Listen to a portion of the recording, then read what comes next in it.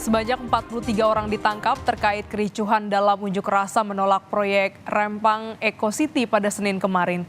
Presiden Jokowi sampai harus menelpon Kapolri Jenderal Listio Sigit Prabowo meminta segera menyelesaikan konflik di Pulau Rempang, Batam.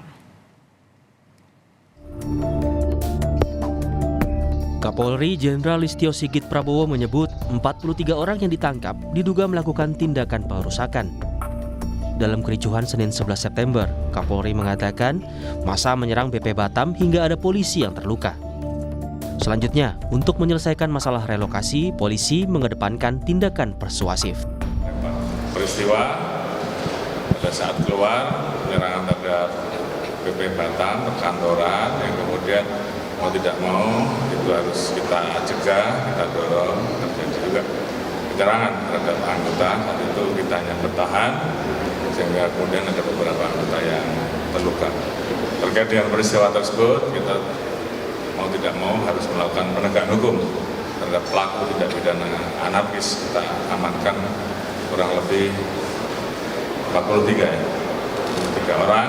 Saat ini kita proses. Namun untuk penyelesaian terkait dengan masalah relokasi sesuai dengan arahan dari Bapak Presiden, saat ini kita mengedepankan tindakan yang bersifat lebih persuasif. Presiden Joko Widodo bahkan memberi atensi atas konflik Rempang dengan meminta Kapolri segera menyelesaikan permasalahan di Pulau Rempang. Menurut Jokowi, investasi ini perlu dikomunikasikan dengan benar, terutama mengenai pemberian uang ganti rugi dan lahan. Berulang kali saya tekankan, PSN ini tujuannya adalah memberi manfaat untuk rakyat, bukan justru sebaiknya menderitakan masyarakat. Saya sudah sampaikan urusan yang di mana Rempang. Tadi malam, tengah malam saya telepon Kapolri. Ini hanya salah komunikasi aja di bawah, itu salah mengkomunikasikan saja. Diberi ganti rugi, diberi lahan, diberi rumah, tapi mungkin lokasinya belum tepat. Nah, itu yang harusnya diselesaikan. Masa urusan kayak gitu sampai presiden. Jokowi juga menegaskan, masalah di Rempang seharusnya bisa diselesaikan tanpa harus menunggu presiden.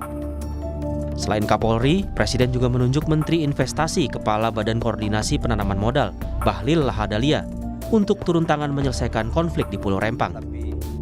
Menurut Bahlil, selain salah komunikasi, ada dugaan kasus Rempang terjadi karena sentimen dari negara lain yang tidak suka melihat proyek Rempang Eco City berjalan.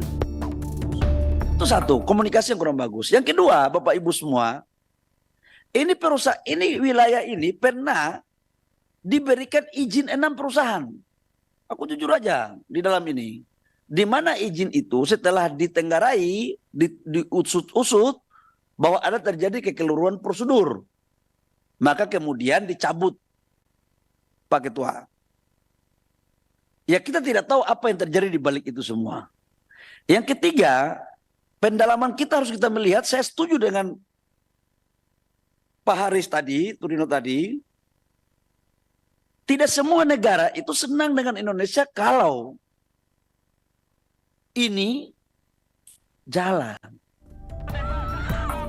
Kisruh Pulau Rempang mengemuka ketika terjadi bentrok antara warga dan polisi dan TNI Kamis 7 September 2023. Saat itu, warga menolak tim gabungan yang hendak mengukur lahan dan memasang patok di Pulau Rempang guna pengembangan kawasan ekonomi Rempang Eco City. Berdasarkan laman bpbatam.go.id, Rempang Eco City merupakan proyek strategis nasional tahun 2023. Badan Pengusahaan Batam dan PT Makmur Elok Graha akan membangun kawasan industri, perdagangan, hingga wisata yang terintegrasi. Nilai investasi ditaksir mencapai 381 triliun rupiah hingga tahun 2080.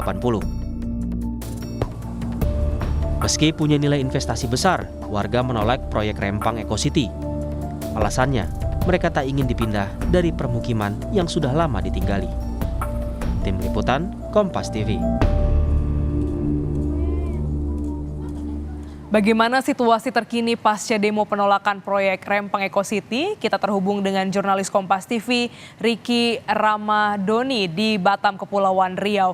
Ricky, ada 34 orang jadi tersangka pasca demo ricuh. Bagaimana dengan sisa jumlah orang yang ditangkap? Apakah dilepaskan atau justru berpeluang jadi tersangka?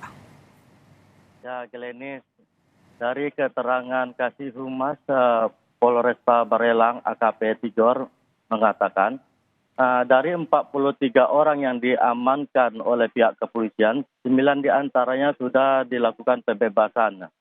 9 orang ini dibebaskan karena tidak mencukupi unsur barang bukti saat melakukan anarkis di demo di kantor BP Batam. Namun kesembilannya dikenakan wajib lapor ke kantor polisi. Lenis.